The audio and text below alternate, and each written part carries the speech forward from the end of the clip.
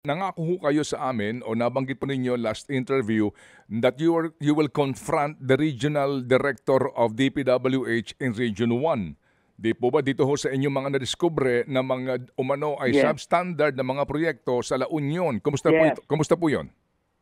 Opo, no, nagpapadaga na po ako no ng kinausap ko po yung regional director ng Region 1, si Regional Director Ronel Tan, no? Kinausap ko po siya.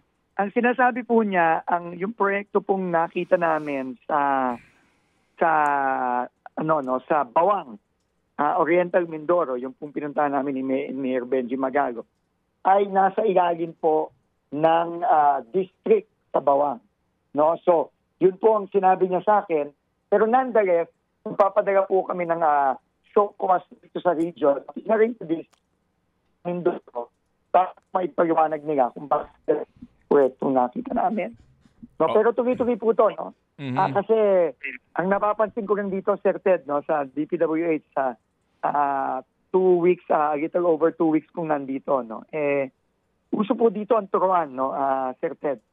Yung po ang nakikita natin dito. Nagtuturuan si region, si district, minsan pati si central. Lahat po pong ginagawa dito kundi magturuan. So, hindi naman po pwede yun. Mayroon nananagot dito. Hindi lang yung nagtuturo. Opo. Di ho ba kasama si Director Ronel Tan sa mga naghain ng kanilang courtesy resignation? Kasama po. Kasama po siya. Meron na ho ba kayong disposisyon sa kanya pong inihain na courtesy resignation? Sa ngayon, wala pa po tayong tinatanggap sa mga regional director. At inaano pa natin lahat ito. No? Talagang binubusisi natin lahat at tinitignan natin kung dapat bang tanggapin o dapat ba silang ilipat o dapat ba silang kasuhan. So, lahat po ito ay i-review natin lahat, Sir Ted. Mga kapatid, brothers and sisters, saan ka pa? Dito na tayo sa totoo.